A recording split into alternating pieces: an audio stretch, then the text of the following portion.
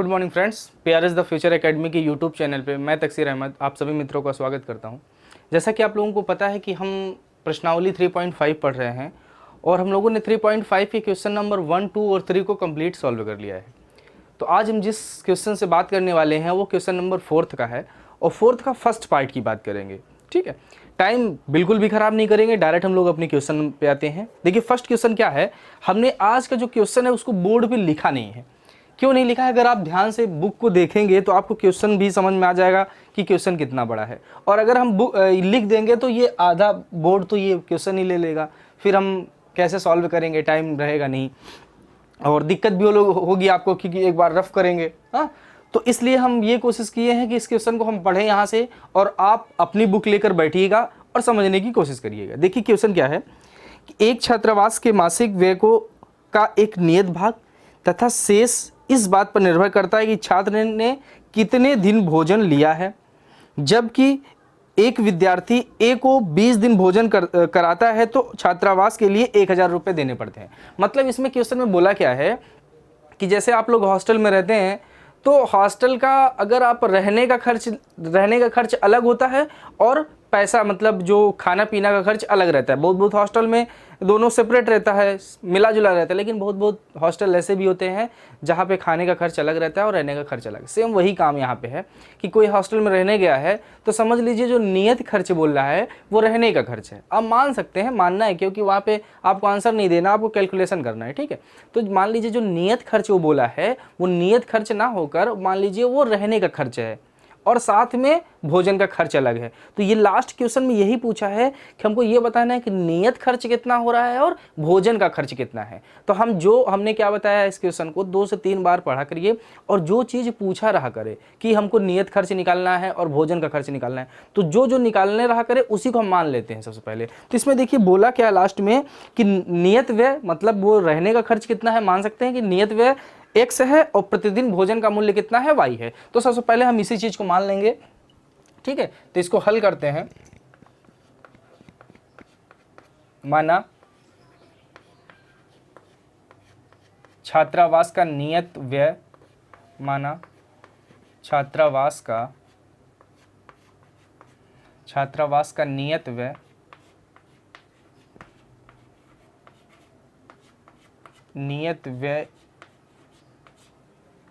x रुपए है, नियत व्यय x रुपए है तथा प्रतिदिन का भोजन प्रतिदिन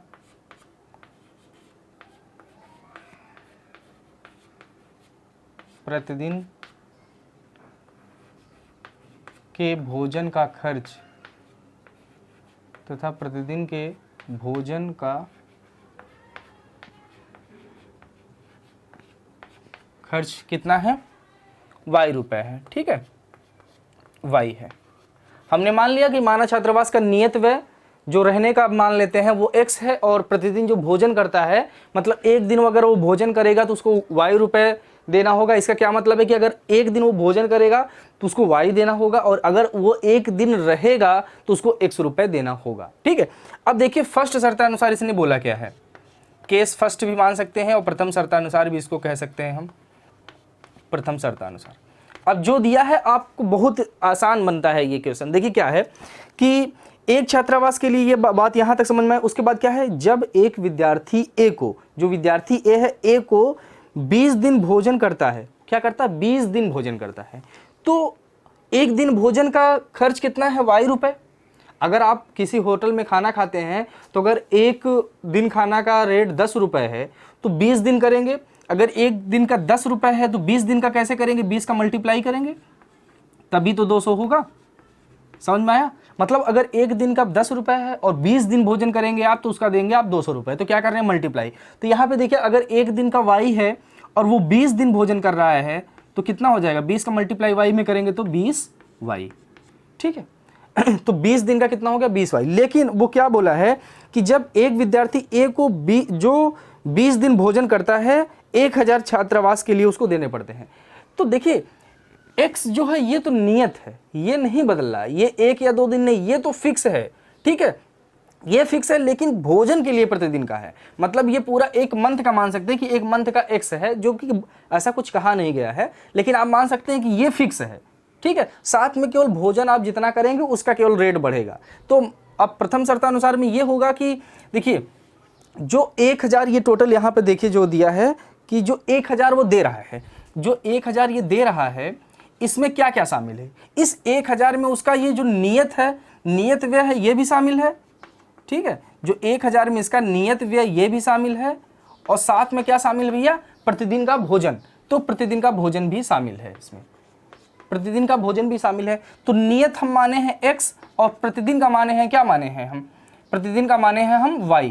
तो प्रतिदिन का हमने माना है y, और यहाँ पर प्रतिदिन नहीं है, यहाँ पर कितने दिन का निकालना है? 20 दिन का। तो 20 से इसमें मल्टीप्लाई कर देते हैं। आपको समझ में आया? तो बस ऐसे ही बनाना है। तो प्रथम शर्तानुसार में क्या दिया गया है कि यहाँ पे देखिए जो 1000 बना है वही चीज़ लिखेंगे, नियत व्यय प्लस प्रतिदिन का भोजन का व्यय, प्रतिदिन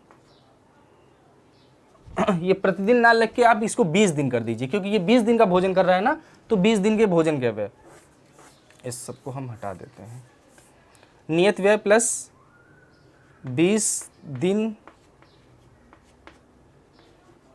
के भोजन का व्यय। ठीक है, अब नियत व्यय प्लस 20 दिन के भोजन का व्यय कितना हो रहा है? 1000 रुपये। तो इसको लिख दीजिए आप 1000 रुपये।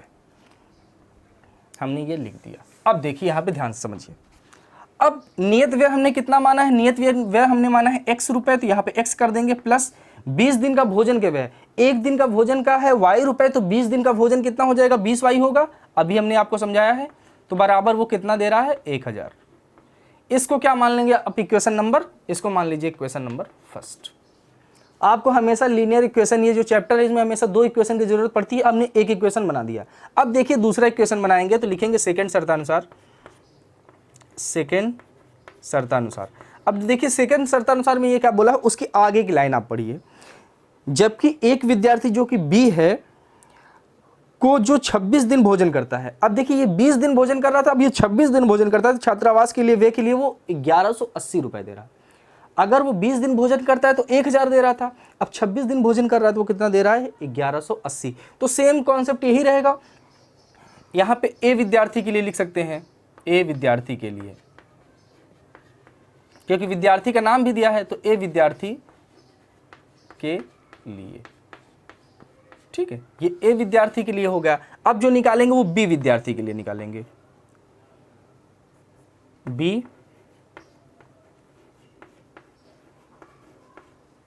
विद्यार्थी के लिए। तो बी विद्यार्थी के लिए क्या होगा भैया? तो सेम नियत व्यय प्लस 26 दिन के भोजन के व्यय बराबर 26, लिख दीजिए इसको, नियत व्यय प्लस 26 दिन के भोजन का व्यय, के भोजन का व्यय कितना आ रहा है? 1180। ठीक है, ये 1180 आ रहा है। आ गया समझिए। अब नियत व्यय कितना माने हम? x माने हैं, तो x कर दीजिए, प्लस 26 दिन का भोजन कितना हो जाएगा? 26y। अब समझाने की जरूरत है नहीं, आपको समझदार हैं, 1180 हो गया।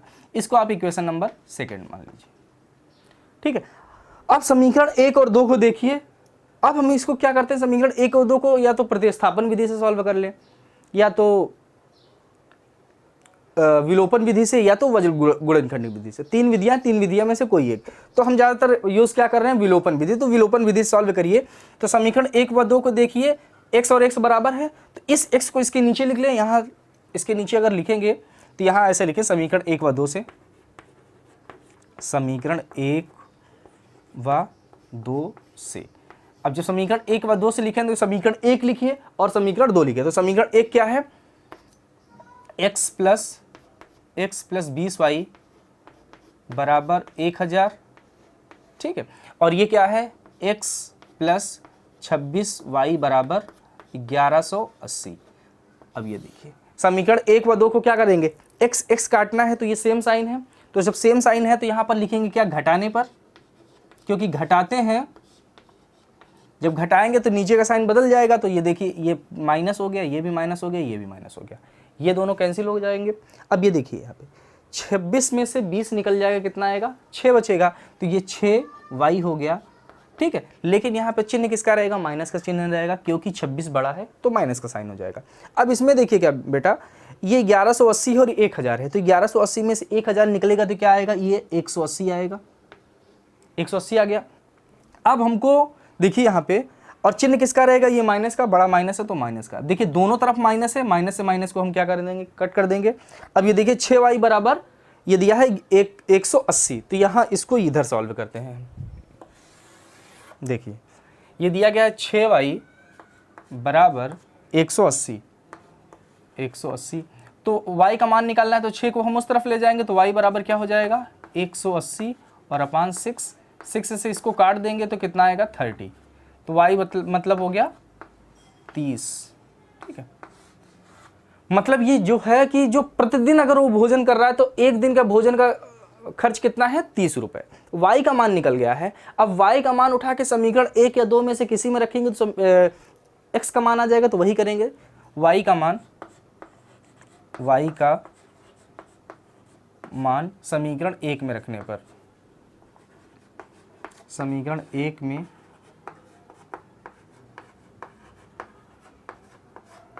रखने पर, तो रखिए समीकरण 1 क्या है, x प्लस 20y बराबर 1000 है, ठीक है। तो यहाँ पे y का मान रख दीजिए, x का मान निकालना है, x प्लस 20 मल्टीप्लाई 30 हो गया बराबर 1000, ठीक है। इन दोनों को मल्टीप्लाई करिए तो x बराबर x प्लस ये हो जाएगा 600, 2 और 3 का मल्टीप्लाई 6 और 2 जीरो है तो लगा देंगे तो 600 हो गया बराबर 1000, ठीक है। अब x का मान निकालना है तो 600 को उस तरफ ले जाएंगे तो x बराबर क्या हो जाएगा 1000 माइनस 600, ठीक है। तो अब माइनस करिए, 1000 में से 600 माइनस होगा तो कितना आएगा 400 रुपये, ठीक है। तो देखिए x का मान आ गया 400 रुपये और y का मान आ गया 300 रुपये। मतलब जो है कि आप यहाँ पर लिख सकते हैं, अतः छात्रावास का नियत व्यय कितना होगा, नियत व्यय मतलब x का मान कितना है 400, अतः छात्रावास का नियत व्यय 400 रुपये तथा प्रतिदिन के भोजन का खर्च y का मान कितना है 30, तो 30 रुपये होगा। जो आप यहाँ पर माना करिए, सेम इसी लाइन को नीचे लिख दिया करिए, बस ये माना हटाकर, और जहाँ पे x रहेगा वहाँ पे x का मान रख दिया करिए, और जहाँ पे y रहेगा वहाँ y का मान रख दिया करिए। ऐसे ही सॉल्व किया जाता है सारे क्वेश्चन को, ठीक है। तो आप इसकी स्क्रीनशॉट ले लीजिए, फिर इसके दूसरे पार्ट को हम देखते हैं। चलिए बच्चों, ये आपके सामने क्वेश्चन नंबर 2 है, और सेकंड करते हैं। ये कैसा क्वेश्चन दिया गया, भिन्न से रिलेटेड क्वेश्चन है। हमने आप लोगों को बताया कि जब भी भिन्न से रिलेटेड क्वेश्चन आएगा आप क्या करेंगे, सर्वप्रथम मान लेंगे माना अभिष्ट भिन्न x अपान y है, जिसका अंश x है और हर क्या है y है। कुछ ऐसे ही मानते, भिन्न का जो भी क्वेश्चन रहेगा आप ऐसे ही माना अभिष्ट भिन्न x अपान y है। x क्योंकि भिन्न किस में रहती है, भिन्न कोई एक नंबर तो रहता नहीं, हमेशा उसका अंश होता है और हर होता है। भिन्न हम किससे मिलकर बनी होती है, अंश और हर से। तो जब अंश और हर से मिलकर बनी है तो अंश और हर को हमको मानना पड़ेगा। तो देखिए कैसे मानेंगे, देखिए हल यहां से करते हैं। माना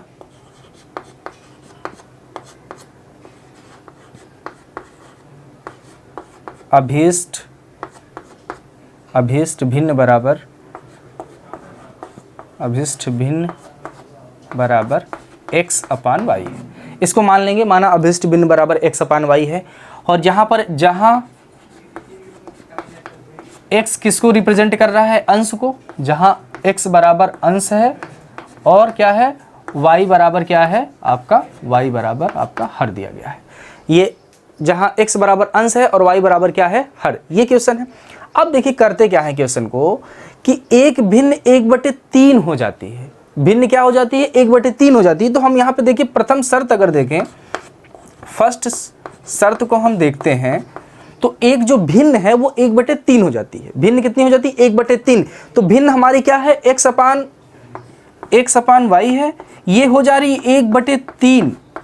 लेकिन 1/3 ये कब हो रही है, जब उसके अंश से 1 घटाया जाता है। मतलब अंश से अगर 1 घटा दे रहे हैं तो 1/3 हो जाती है। तो अंश इसका क्या होता है, अंश इसका ऊपर वाला होता है, तो ऊपर x है तो मतलब x। तो मतलब क्या हुआ कि अंश में से अगर 1 हम घटा दे रहे हैं तो भिन्न कितना हो जाती है 1/3। तो बस ये हो गया। उसके बाद हमको पता ही है जब ऐसे रहता है तो हम इसका क्या करते हैं, तिर्यक मल्टीप्लाई। तो तिर्यक मल्टीप्लाई कर दीजिए, 3 का मल्टीप्लाई x में करेंगे तो 3x हो गया, माइनस 3 का मल्टीप्लाई 1 में करेंगे तो 3 हो गया, तो बराबर 1 का मल्टीप्लाई 1 में करेंगे, y का मल्टीप्लाई 1 में करेंगे तो y हो गया। ठीक है, अब क्या करेंगे, y को इस तरफ आप ला लीजिए, तो y को इस तरफ लाएंगे तो लिखेंगे क्या, 3x माइनस y बराबर, और ये -3 में है, उस तरफ जाएगा तो +3 हो जाएगा, तो ये हो जाएगा 3, और इसको मान लीजिए आप इक्वेशन नंबर फर्स्ट। उम्मीद है यहाँ तक आपको अच्छा समझ में आया होगा। अब जब बनाते हैं दूसरा इक्वेशन, क्योंकि हमेशा इसमें हमको 2 इक्वेशन की ज़रूरत पड़ती है। ठीक है, तो ये प्रथम शर्त से हमने बना दिया, अब बनाएंगे सेकंड शर्त से। ठीक है, आइए सेकंड शर्त से बनाते हैं। सेकंड शर्त अनुसार, अब सेकंड शर्त अनुसार इसने क्या बोला है, अंश यहाँ तक हो गया। अब देखिए और 1/4 हो जाती है। अब भिन्न ही क्या हो रही है, 1/4 हो रही है, तो भिन्न फिर वही है, x/y तो भिन्न है, x/y ही 1/4 हो जा रही है। फिर वही क्वेश्चन कि 1/4 कब हो जा रही है, तो 1/4 हो जाती है जब उसके हर में 8 जोड़ दिया जाता है। अगर उसके हर में 8 आप जोड़ दे रहे हैं तो कितना हो जा रहा है, 1/4, तो इसके हर में 8 जोड़ दीजिए, तो हर क्या है, y है, तो y में क्या करिए आप 8 को जोड़ दीजिए। जोड़ दिया हमने, फिर हम वही करेंगे 3x मल्टीप्लाई, तो 3x मल्टीप्लाई करिए, 4 का मल्टीप्लाई x में करेंगे तो 4x हो जाएगा, बराबर y + 8 है, 1 से मल्टीप्लाई करेंगे तो क्या हो जाएगा, y + 8 हो गया। यहाँ तक समझ में आया। ठीक, अब क्या करिए, क्या लीनियर इक्वेशन हम बनाते हैं, तो x और y को एक साइड में करते हैं, तो y को इस तरफ लाएंगे तो ये हो जाएगा 4x माइनस y बराबर 8। ये इक्वेशन नंबर आपको हो गया सेकेंड। ठीक है, देखिए 4x बराबर y + 8 है, y को इस तरफ लाएंगे तो माइनस हो जाएगा, और 8 तो इधर रहेगा। अब समीकरण 1 व 2 हमको मिल गया है। अब जब समीकरण 2 हमको इक्वेशन 2 लीनियर इक्वेशन 2 मिल जाते हैं, तो हम x और y का मान कैसे निकालते हैं, या तो प्रतिस्थापन से निकालते हैं, या तो विलोपन से निकालते हैं, या तो वज्र गुणनखंड से निकालते हैं। तो हमारे पास 3 ऑप्शन है, लेकिन हम मैक्सिमम क्वेश्चन किससे कर रहे हैं, विलोपन से कर सकते हैं। आप स्वतंत्र हैं, चाहे आप प्रतिस्थापन से करिए, विलोपन से करिए, मल्टीप्लिकेशन मेथड से करिए, डजेंट मैटर, आपके ऊपर डिपेंड करता है कि आप इस क्वेश्चन को किस विधि से करना उपयुक्त समझ रहे हैं। ठीक है, जो आपको विधि ज़्यादा अच्छे समझ में आई हो आप उससे कर सकते हैं। ठीक है, तो देखिए समीकरण 1 यहाँ पर है, समीकरण 2 यहाँ पर है। हम हमेशा क्या करते हैं, समीकरण 1 व 2 से, तो यहाँ पर लिखेंगे समीकरण 1 व समीकरण 2 से। ठीक है, तो यहाँ पे देखिए जो समीकरण 1 दिया गया उसको लिख दीजिए, तो 3x माइनस y बराबर 3 है, ये समीकरण फर्स्ट है। समीकरण 2 क्या दिया गया है, 4x माइनस y बराबर दिया गया है 8। ये 2 इक्वेशन आपको दिए गए हैं, इन्हीं 2 इक्वेशन को सॉल्व करना है। हम विलोपन से कर रहे हैं, तो विलोपन का मतलब क्या होता है कि किसी एक पद को बराबर करना। तो देखिए y वाला पद बराबर है, इसलिए हम कुछ करते नहीं हैं, तो यहाँ पे लिखेंगे, देखिए इन दोनों को काटना है, हमको गायब कर देना है। तो y यहाँ भी माइनस में, यहाँ भी माइनस में है, तो अगर जोड़ेंगे तो ये तो जुड़ जाएगा, तो इसीलिए क्या करेंगे, यहाँ पे घटाने पर लिखेंगे, घटाने पर। अगर हम यहाँ पे घटाने पर लिखेंगे तो नीचे का साइन बदल जाएंगे, तो ये प्लस है तो ये माइनस हो जाएगा, और ये माइनस है तो प्लस हो जाएगा, और ये भी प्लस है तो माइनस हो जाएगा। ठीक है, आप ये दोनों कट जाएगा। अब ये देखिए 4x है और यहाँ पे 3x है, तो बड़े में से छोटा वाला माइनस हो जाएगा, तो 4 में से 3 जाएगा, 1 आएगा, तो 1 तो लिखते नहीं है, तो इसको लिखेंगे केवल -x बराबर। यहाँ भी वही सेम काम है, तो 8 में से 3 जाएगा, कितना आएगा, -5 आएगा, तो यहाँ से माइनस, ये माइनस कैंसिल हो गया, तो x की वैल्यू कितनी आ गई, x बराबर आ गई 5। मतलब अंश हमको मिल गया है, अंश का मान हम लिख सकते हैं 5। ठीक है, अब x का मान उठाकर समीकरण नंबर 1 या 2 में से किसी में रखेंगे तो y का मान मिल जाएगा। तो यही लिखिए, x का मान समीकरण 1 में रखने पर, समीकरण 1 में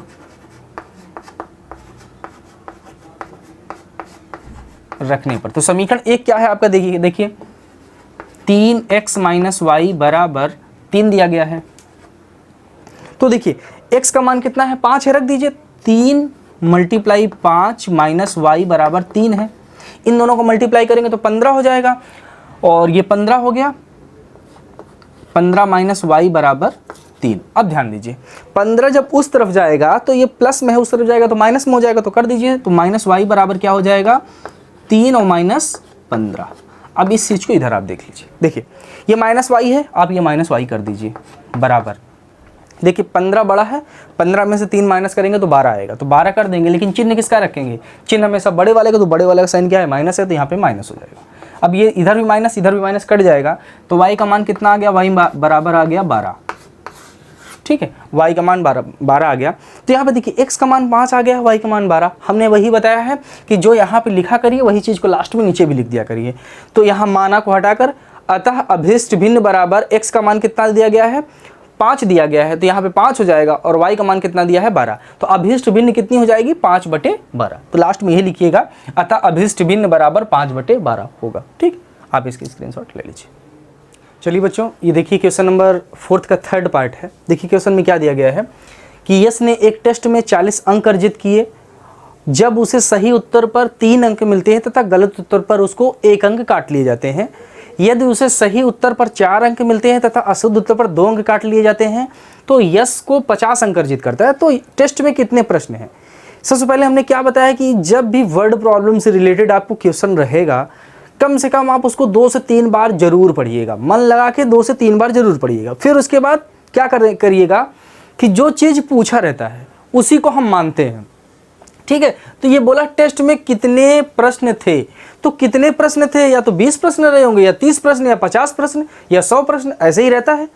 तो ये लीनियर इक्वेशन हम सॉल्व कर रहे हैं, तो लीनियर इक्वेशन हमेशा 2 चीज़ हम मानते हैं। तो अगर इसमें हम सीधे सीधे माने कि माना टेस्ट में x प्रश्न थे, तब तो लीनियर इक्वेशन इन 2 वेरिएबल बनेगा नहीं। तब क्या करते हैं, तो उसके लिए हम आप अगर क्वेश्चन को ध्यान से पढ़ेंगे तो क्वेश्चन में प्रश्न की 2 कैटेगरी है।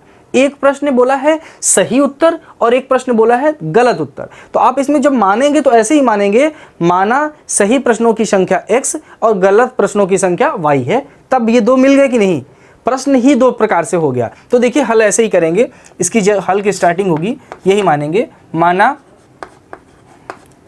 सही प्रश्नों की संख्या x। देखिए जो प्रश्न बनेगा वो किस प्रकार से बनेगा, सही प्रश्न और गलत प्रश्न मिलकर बनेगा, तभी तो टोटल प्रश्न होगा। तो यही मानेंगे, माना सही प्रश्नों की संख्या x, माना सही प्रश्नों की संख्या x है तथा गलत प्रश्नों की संख्या y है, तथा गलत प्रश्नों की संख्या, गलत प्रश्नों की संख्या y है। ठीक है, ये हमने मान लिया। अब हम क्या करेंगे, प्रथम शर्त बनाएंगे। हमेशा 2 कंडीशन हम बनाते हैं, 2 केस बनाते हैं, वैसे इसमें भी प्रथम शर्त बनाएंगे, या प्रथम केस या प्रथम कंडीशन आप कुछ भी बोल सकते हैं। ठीक है, तो प्रथम शर्तानुसार देखिए, प्रथम शर्तानुसार में इसने बोला क्या है, अब ध्यान से पढ़िए। यश ने एक टेस्ट में एग्जाम दे रहा है, कोई टेस्ट दे रहा है, उसमें 40 नंबर वो मिलते हैं, उसको 40 नंबर मिलते हैं, जबकि उसे सही उत्तर पर 3 अंक मिलते हैं तथा गलत उत्तर पर 1 अंक की कटौती होती है। आप जानते हैं जब एग्जाम आप देते हैं तो जो प्रश्न करते हैं जरूरी तो नहीं है कि सारे प्रश्न आपके सही हों, ऐसा तो बिल्कुल नहीं है। आप क्या करते हैं, एग्जाम देते हैं, एग्जाम में जो आपको आता रहता है वो तो कर लेते हैं, जो नहीं आता लास्ट में उसको भी मार देते हैं, उसको भी कर देते हैं, जो ऑप्शनल रहता है उसको भी कर देते हैं, जो और से टाइप के क्वेश्चन रहते हैं उसको भी कर देते हैं। मतलब जो आता है उसको कर देते हैं, जो नहीं आता उसको भी कर देते हैं। तो वही चीज़, जो सही उत्तर अगर आप देते हैं तो आपको 3 अंक मिलता है, आपकी जगह वहाँ पे क्या है, यस है। तो अगर यस सही उत्तर दे रहा तो 3 अंक मिल रहे हैं, और गलत उत्तर दे रहा तो 1 अंक काट भी ले रहे हैं, मतलब इसी को बोलते हैं माइनस मार्किंग। ठीक है, तो देखिए, तो यस ने टेस्ट 40 अंक पूरे प्राप्त किए हैं, तो पूरे नंबर जो मिला है उसको मिले हैं कितने, 40 नंबर टोटल मिले हैं। अब 40 नंबर वो कैसे मिला है उसको, कि वो 3 अंक मिलते हैं, कब, जब वो सही प्रश्न करता है। तो सही प्रश्नों की संख्या कितनी है, x है। तो x, अगर सपोज दैट आप यहाँ पर x की जगह हम 10 मान लें कि आपने सही 10 क्वेश्चन किया है, तो एक क्वेश्चन का आपको 3 नंबर मिलता है, तो 10 क्वेश्चन का कितना मिलेगा, 30 नंबर। तो क्या कर रहे हैं, मल्टीप्लाई कर रहे हैं कि नहीं। तो प्रश्नों की संख्या कितनी है, x है, और x प्रश्नों का अगर नंबर जोड़ा जाए तो वो एक प्रश्न का 3 नंबर है। तो x प्रश्न का कितना नंबर हो जाएगा, 3, x के 3 का मल्टीप्लाई। समझ में आया। फिर क्या करिए, प्लस, फिर क्या बोला है, जब उसे सही उत्तर पर 3 अंक तथा गलत उत्तर पर 1 अंक की कटौती होती है। अब वो जितने गलत उत्तर दे रहा है उतने 1-1 नंबर काट लिए जाते हैं। तो अगर 1 नंबर काट रहे हैं तो काटने का मतलब क्या हो, माइनस होगा। तो यहाँ प्लस नहीं, क्या हो जाएगा आपका, माइनस होगा, माइनस कर दिया। अब गलत उत्तर पर 1 अंक काट रहे हैं, आप अगर 5 गलत आंसर दे रहे हैं तो आपका कितना नंबर कटेगा, 5 नंबर। तो वैसे ही गलत उत्तर की संख्या कितनी है, y है, और 1 नंबर कटता है, तो 1 का मल्टीप्लाई y में करेंगे तो कितना हो जाएगा, y हो जाएगा। ठीक है, अशुद्ध उत्तर पर एक अंक की कटौती की, तो ये इक्वेशन बन गया, क्या बना 3x माइनस वाई बराबर 40। ये इक्वेशन नंबर आपका आ जाएगा फर्स्ट। आसान है। अब देखिए सेकंड शर्त बनाएंगे। सेकंड शर्त बनाइए। अब जब सेकंड शर्त बनाएंगे तो सेकंड वाले को पढ़िए। यदि उसे सही उत्तर पर 4 अंक मिलते हैं, अब वो सही उत्तर दे रहा है तो 4 अंक मिलते हैं, तो प्रश्नों की संख्या कितनी हो जाएगी 4x। समझ में आया? माइनस, अब देखिए, तथा अशुद्ध उत्तर पर 2 अंक काट लिए जाते हैं। गलत उत्तर दे रहा है तो 2 अंक काट लिए जाते हैं, तो प्रश्नों की संख्या y है। गलत प्रश्नों की संख्या कितनी है? y है। तो दो नंबर कटेगा तो कितना हो जाएगा 2y। तो टोटल कितने नंबर कट जाएंगे 2y। तो अगर वो सही उत्तर दे रहा है और गलत उत्तर उसके काट लिए जाते हैं तो टोटल नंबर उसको मिल कितना रहा है 50 नंबर। तो बराबर कितना हो जाएगा 50, और इसको इक्वेशन नंबर आप सेकंड मान लीजिए। अब यहाँ पे देखिए आपको इक्वेशन फर्स्ट और इक्वेशन सेकंड आपके सामने है। हमने क्या बताया कि आप इसको किसी भी विधि से सॉल्व कर सकते हैं, प्रतिस्थापन से कर सकते हैं, विलोपन से कर सकते हैं, मल्टीप्लिकेशन मेथड से। तो हम किससे सॉल्व करने की कोशिश करते हैं? हमेशा विलोपन से। तो विलोपन में क्या करते हैं? एक पद को हम बराबर करने की कोशिश करते हैं। तो यहाँ पे देखिए 4 को बराबर करेंगे, इसको बराबर करने की कोशिश करेंगे। 4 का मल्टीप्लाई 3 में करेंगे, 3 का मल्टीप्लाई 4 में करेंगे, तब बराबर 12 आएगा। लेकिन अगर इसमें क्या करिए, y में समीकरण 1 में अगर 2 से मल्टीप्लाई कर दें तो यहाँ पे 2y मिल जाएगा। सेम वही काम करेंगे। तो क्या लिखेंगे? समीकरण 1 में 2 से गुणा करने पर, 2 से गुणा करने पर, गुणा करने पर।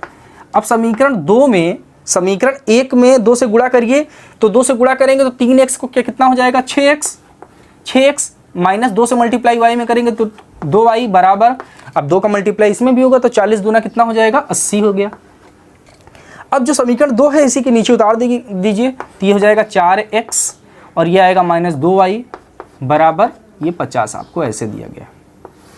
अब देखिए y कटना चाहिए, तो कब कटेगा? जब अपोजिट साइन होगा। तो अपोजिट साइन के लिए हम क्या लिखेंगे? यहाँ पर घटाने पर हमने लिख दिया। और जब घटाएंगे तो ये माइनस है तो ये प्लस हो जाएगा, और ये प्लस है तो माइनस हो जाएगा, और ये प्लस है तो माइनस हो गया।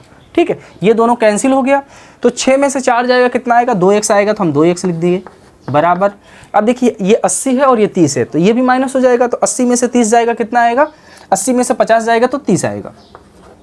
तो x बराबर क्या हो जाएगा 30/2, 2 से कटेगा तो 15 आ जाएगा। तो x का जो मान आया है वो कितना आया है 15। ठीक है, तो ये x की वैल्यू हमने निकाल लिया 15।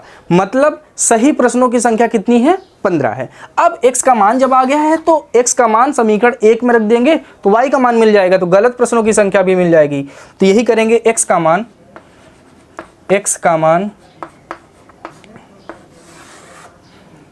समीकरण 1 में रखने पर, x का मान समीकरण 1 में रखने पर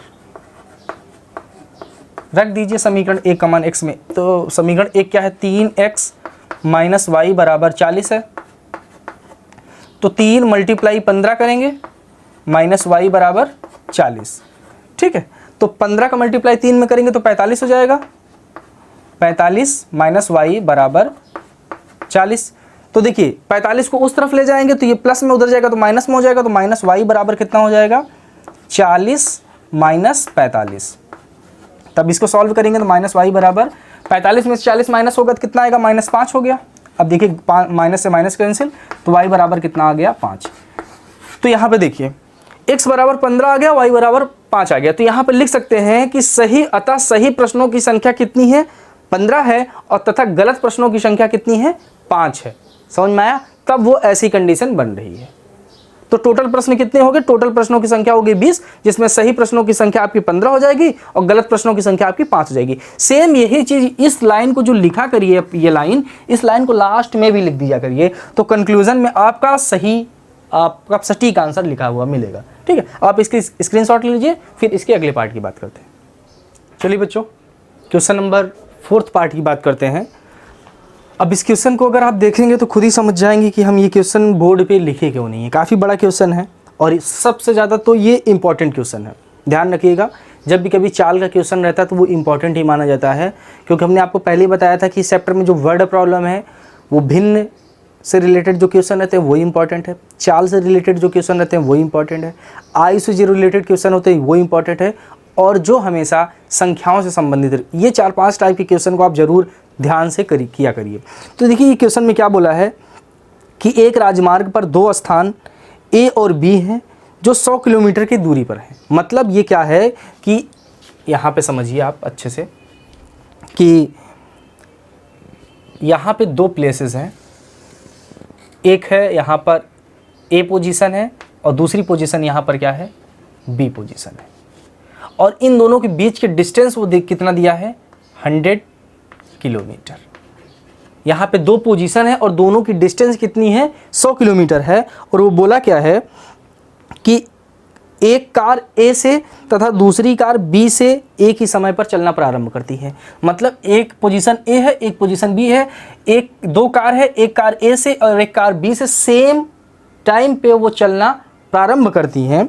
ठीक है, सेम समय पर चलना प्रारंभ करती है। यदि कार है मतलब जो चाल है कार की वो अलग अलग है, जो ए से चल रही है उसकी और जो बी से चल रही है उसकी, दोनों की चाल क्या है, वो असमान है। मतलब कोई अगर 40 किलोमीटर प्रति घंटा है तो कोई 50 किलोमीटर प्रति घंटा होगी, कुछ ऐसे ही है। ठीक है, भिन्न भिन्न है, चालों में से एक ही दिशा में चलती है तो 5 घंटे बाद मिलती है। देखिए यहाँ पर क्या है कि ए और बी 2 पोजीशन है, दोनों के बीच की दूरी कितनी है, 100 किलोमीटर है।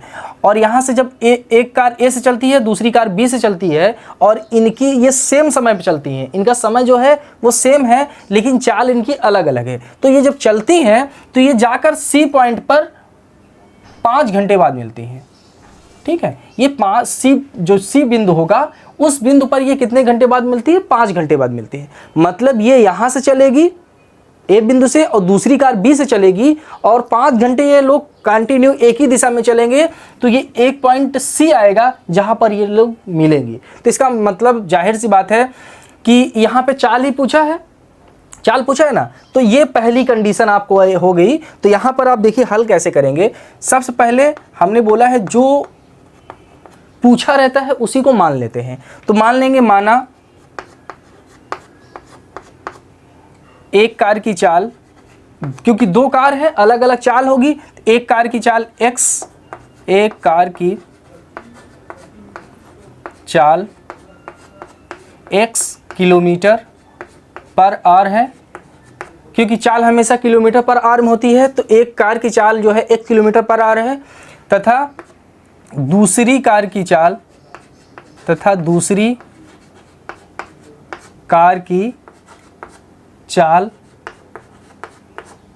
y किलोमीटर पर आवर है। ठीक है, ये हो गया। अब देखिए जब ये हो गया है तो ये सेम दिशा में चलती हैं। जब सेम दिशा में चलती है तो 5 घंटे बाद मिलती हैं एक बिंदु सी पे। तो जब कभी भी आपको चाल, दूरी, समय का क्वेश्चन रहेगा तो हमेशा आपको एक फार्मूला याद करना है, चाल बराबर होता है दूरी बटे समय। चाल बराबर क्या होता है, दूरी बटे समय। स्पीड इक्वल टू होता है डिस्टेंस अपॉन टाइम। तो यहाँ पर स्पीड इक्वल क्या होता है, डिस्टेंस अपॉन टाइम। ये फार्मूला भी आप याद रखिएगा। ठीक है, अब इसी फार्मूले से हमारा पूरा काम होगा। देखिए यहाँ पे हमेशा 2 केस बनेगा। अभी हमने केवल केस ए को आपको बताया है। तो देखिए केस ए को बनाने के लिए हम क्या लिखेंगे, प्रथम शर्तानुसार। तो प्रथम शर्तानुसार देखिए यहाँ पे जब प्रथम शर्तानुसार करेंगे तो यहाँ पर वही फार्मूला लिख दीजिए, चाल बराबर दूरी बटे समय। आपको खुद ही देखिए बहुत आसान लगेगा। ये लिख दीजिए चाल बराबर दूरी और बटे समय दिया गया है। ठीक है, अब ध्यान रखिए कि कार ए के लिए जो चाल होगी वो कितनी है, x किलोमीटर। तो चाल हो जाएगी x किलोमीटर। ठीक है, और दूरी कितनी जा रही है, ये दूरी देखिए यहाँ पर, ये दूरी ए से चलना प्रारंभ करती है और सी तक जाती है। ठीक है, तो दूरी यहाँ पर 100 हो जाएगी। तो दूरी यहाँ पर कितनी है, 100, और प्लस दूरी कितनी है, यहाँ पे देखिए ये 100 जा रही है, 100 और प्लस BC हो रही है, 100 प्लस BC हो गया। ठीक है, कार ए के लिए हम देख रहे हैं तो कार ए के लिए जो ये दूरी होगी वो 100 होगी प्लस BC होगी। समय कितना ले रहा है, समय ले रहा है 5 घंटे। ठीक है, अब इसको जब सॉल्व करेंगे तो 5 का मल्टीप्लाई x में करेंगे तो 5x हो गया, 5x हो गया। अब ये तो 100 प्लस BC दिया गया है तो ये 100 प्लस BC आप ऐसे लिख देंगे। ठीक है, आप यहाँ से इसको ऐसे ही मान लीजिए। इसको यहाँ पे आप सेम चीज़ आप ऐसे ही इसको मानेंगे। अब देखिए क्या करेंगे, अब यहाँ पे देखिए ये कार ए के लिए हुआ, ठीक है, यहाँ पर आप लिख सकते हैं ब्रैकेट में कार ए के लिए, कार ए के लिए हमने कार ए के लिए यहाँ पे कर दिया है, ठीक है। अब ऐसे ही क्या करेंगे, यही फॉर्मूला लगाएंगे, चाल बराबर दूरी बटे समय का, चाल बराबर दूरी और अपान समय का, और ये किसके लिए होगा, कार बी के लिए। दोनों कार के लिए हम यहाँ पे चाल देख रहे हैं, हमने पहली कार के लिए चाल निकाला तो पहली कार के लिए से चाल निकाला तो ये इक्वेशन मिला। अब दूसरी कार के लिए चाल निकालेंगे तो यहाँ कार लिखेंगे कार बी के लिए, यहाँ पे लिखेंगे कार बी के लिए, ठीक है। तो जब कार बी के लिए निकालेंगे तो यहाँ पे चाल देखिए क्या है, तो कार बी की जो चाल है वो कितनी है, y किलोमीटर। मतलब यहाँ पे कार ए क्या, पहली कार के लिए, यहाँ लिखिए कार फर्स्ट के लिए, क्योंकि यहाँ पे कार पहली और दूसरी दिया है, कार फर्स्ट के लिए और कार सेकंड के लिए।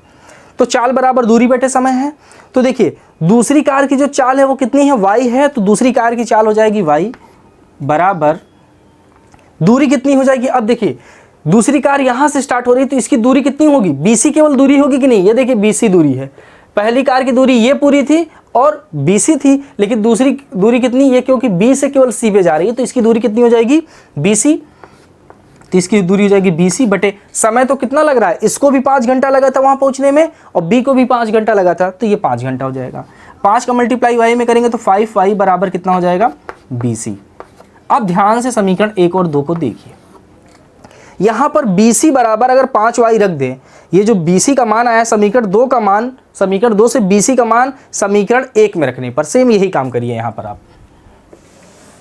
देखिए, तो इसको जब आगे सॉल्व करेंगे तो ये लिखेंगे BC का मान समीकरण 1 में रखने पर लिखेंगे BC का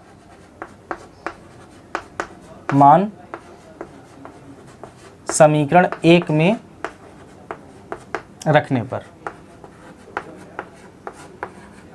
तो रखिए समीकरण 1 क्या है,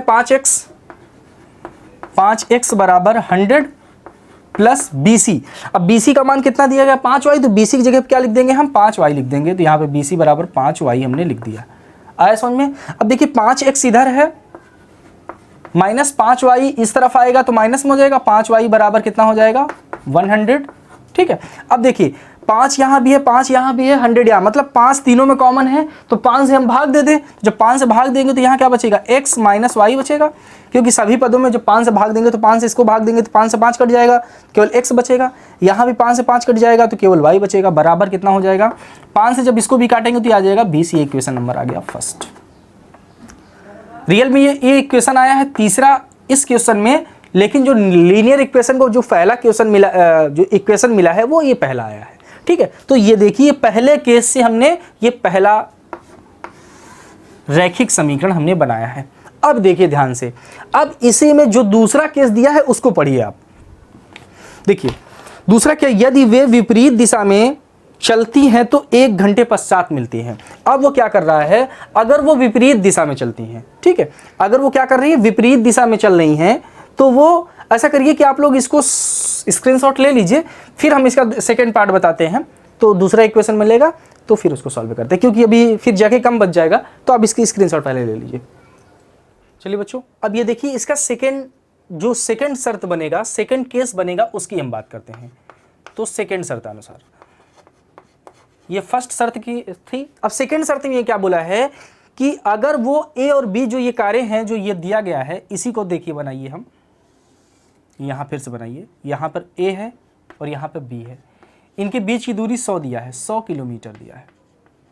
अब ये बोले हैं कि अगर एक ही दिशा में चलते तो 5 घंटे बाद मिलती थी। अब ये क्या है कि अगर एक ही दिशा में दोनों चलते हैं, मतलब A इस तरफ चले और B इस तरफ चले, मतलब एक दूसरे के अपोजिट चले, तो ये कितने घंटे बाद मिल जाएंगी, 1 घंटे बाद किसी बिंदु पर मिल जाएंगी। 1 घंटे बाद सपोज दैट हम D बिंदु पर मिलती हैं, क्योंकि C बिंदु पर हमने यहाँ मिलाया था तो D बिंदु पर मिलेगी। जब कोई गाड़ी एक दूसरे के सामने से आती है तो किसी ना किसी बिंदु पर तो मिलेगी ना, तो सपोज दैट ये दोनों जब चली है तो D पे मिले हैं, ठीक है।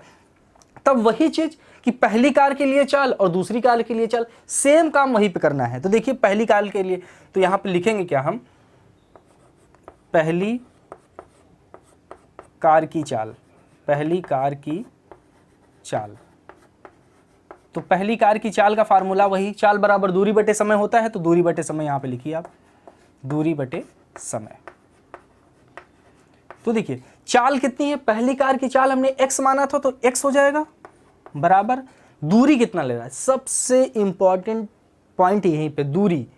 तो जो पहली चाल कार है वो यहां से चल रही है, तो वो दूरी कितनी ले रही है, वो दूरी ले रही है a और AD। क्या दूरी ले रही है, AD। तो लेकिन जो AD है लिख दीजिए, अच्छा AD पहले ले रही है, ये AD लिख दीजिए, AD अपान समय कितना ले रहा है, समय वो 1 घंटे ले रही, जब अपोजिट मारे तो 1 घंटे ले रही है, तो समय कितना लिखेंगे हम 1। अब यहाँ पे थोड़ा सा और सॉल्व करिए, तो x बराबर क्या होगा, AD का मान देखिए क्या है, AD का मान निकालना है अगर आपको, इसका मान आपको चाहिए, तो पूरी डिस्टेंस कितनी है 100 है, तो हम 100 कर सकते हैं, 100 माइनस, मतलब अगर इसकी यहाँ से लेकर इतनी दूरी चाहिए, तो पूरी दूरी में से अगर इतनी दूरी हम माइनस कर दें, पूरी दूरी में से अगर इतनी दूरी माइनस कर दे तो ये दूरी मिलेगी कि नहीं, सेम यही काम करेंगे। तो पूरी दूरी कितनी है 100 है, तो 100 कर दिया, माइनस ये वाली दूरी कितनी है BD है, तो इसको लिख दिया हमने BD, और अपॉन कितना है 1 है, 1 कर दिया। क्रॉस मल्टीप्लाई करिए, 1 का मल्टीप्लाई x में करेंगे तो x होगा, तो x बराबर 100 माइनस BD। ये कार A की चाल मिल गई। अब ऐसे ही कार B की चाल निकालेंगे, मतलब दूसरी कार की चाल, तो निकालिए यहां से दूसरी कार की चाल। अब जब दूसरी कार की चाल निकालेंगे तो फार्मूला यही रहेगा, दूरी बराबर समय, दूरी अपान समय। तो देखिए जो चाल दूसरी कार के लिए रहेगी वो तो रहेगी y बराबर, अब वो दूरी कितना ले रहा है, तो ये B से चल रहा है तो कितनी दूरी ले रहा है, केवल BD, तो इसकी दूरी हो जाएगी BD, ठीक है। और समय कितना ले रहा है 1, इसका क्रॉस मल्टीप्लाई करिए तो y बराबर BD। तो यहां से ध्यान से देखिए, अगर इसे इक्वेशन हम फर्स्ट माने, मतलब 3 इक्वेशन वहां तक मान लिए थे उस पार्ट में, इसको मानिए चौथा इक्वेशन, इसको इक्वेशन नंबर 4 मानिए और इसको इक्वेशन नंबर 5 मानिए। तो देखिए अगर समीकरण 5 से BD का मान इक्वेशन नंबर 4 में रख देंगे तो आपको फिर एक लीनियर इक्वेशन मिल जाएगा, वही काम हम करेंगे। तो y का मान समीकरण 4 में रखने पर, y का मान समीकरण 4 में रखने पर, समीकरण 4 में रखने पर,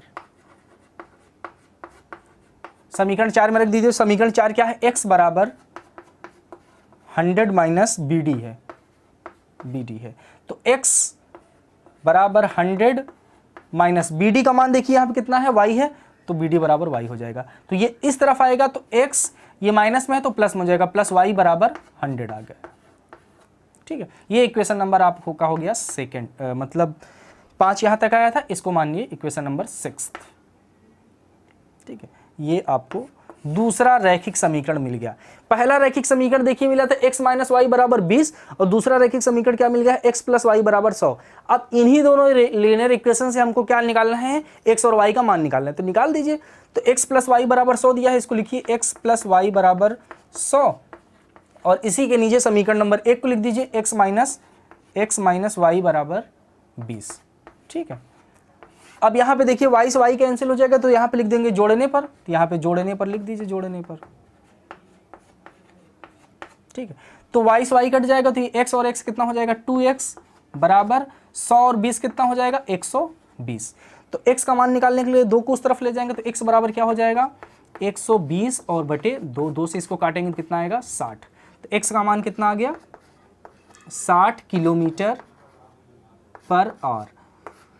तो x किसका मान है, तो पहली कार की चाल, तो पहली कार की चाल कितनी आ गई, 60 किलोमीटर पर आवर हो गया। तो अब x का मान उठा के समीकरण नंबर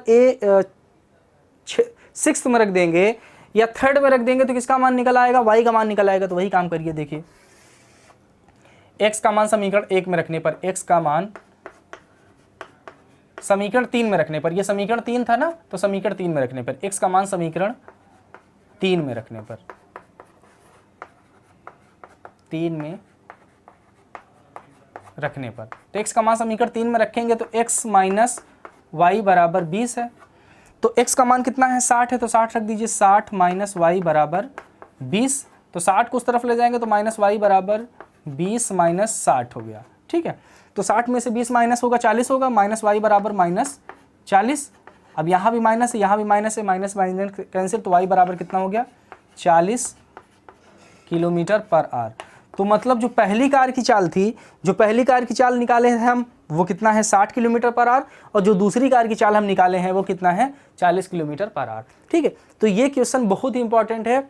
आप इसको आपको तो एक ही बार में समझ में आ गया होगा, अगर नहीं समझ में आएगा तो एक आध बार और आप अगर इसको अच्छे से देखेंगे तो आपको जरूर समझ में आएगा। बस ये दोनों केस आपको समझना है, पहली केस और दूसरी केस। ठीक है, आप इसकी स्क्रीनशॉट ले लीजिए।